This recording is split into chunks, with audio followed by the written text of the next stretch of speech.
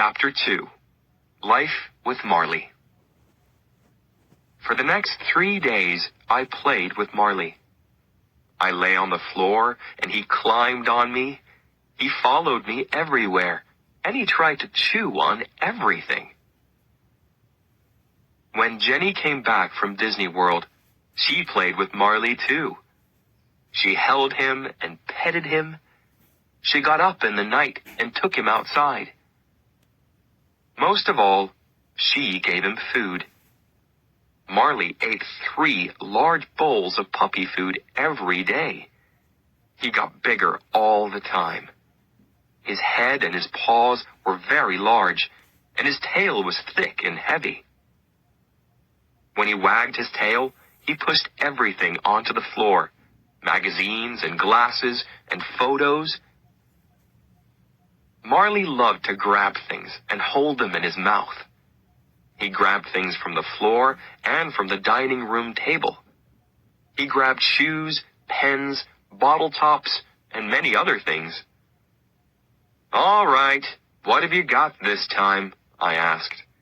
When I opened his mouth, I always found something new inside. Every morning, I took Marley for a walk on the beach. Then I put him in the garage with a bowl of water and some playthings. After that, I went to work. I always said, "Be a good boy, Marley." Jenny came home at lunchtime and gave him food. In the evenings, we took Marley down to the beach again. But our walks weren't easy. Marley ran in front of us and pulled on his leash. We pulled him back, then he pulled us again. He went this way and that way, and he sniffed everything. We tried to teach Marley, "Come, stay, sit, down, no." But he didn't listen to us. He wasn't obedient. He was like an excited child. But every day, he got bigger and stronger. "I killed the plant, but I'm good with Marley," Jenny said happily. One day, Jenny invited a friend to our house. Her friend brought her old dog Buddy with her. Buddy and Marley ran and played. Then they were tired, so they lay down in the yard.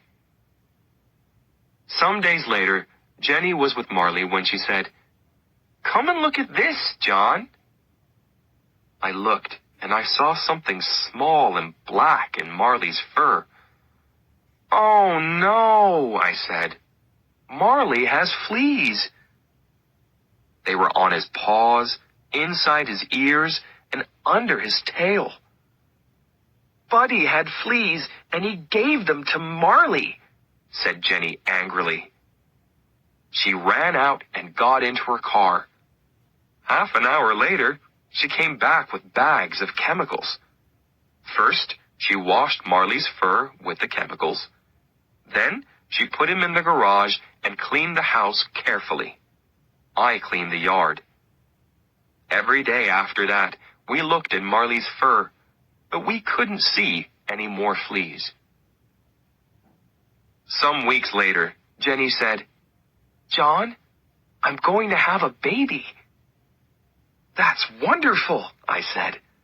I was very happy. We were ready for a baby now. Then Jenny said, "But will those chemicals be a problem?" "What chemicals?" I asked. "What do you mean?"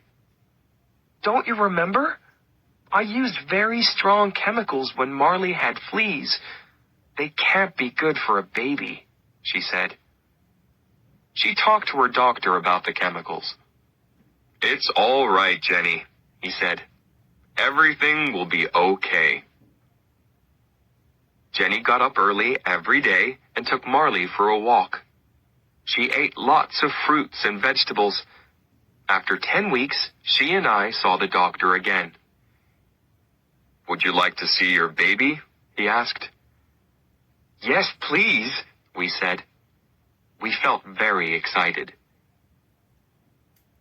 The doctor took us into a room at the back, and Jenny lay down. He moved something over Jenny.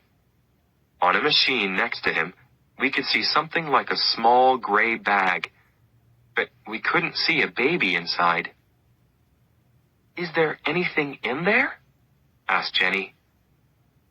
After a time, the doctor said quietly, "I'm very sorry, Jenny. Your baby's dead."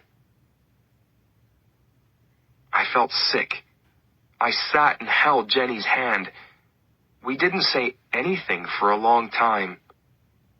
When the doctor left, I put my arms around my wife. Later, I took her home. She was very quiet in the car. Her eyes were red, but she didn't cry. Back home, Jenny went into the dining room and sat down quietly on a chair. I got Marley from the garage. He was very excited. He jumped up and wagged his tail. He wanted to play. "Not today, Marley," I said, sadly.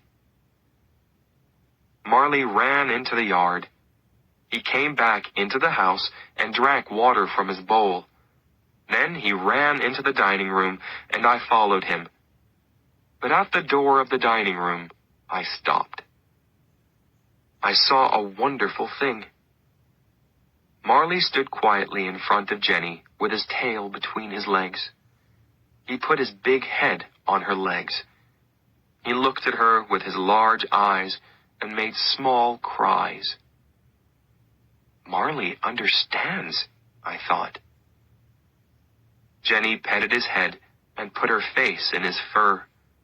Then, suddenly, she began to cry. I went to them and put my arms around them. The three of us stayed there for a long time, Jenny, Marley, and me.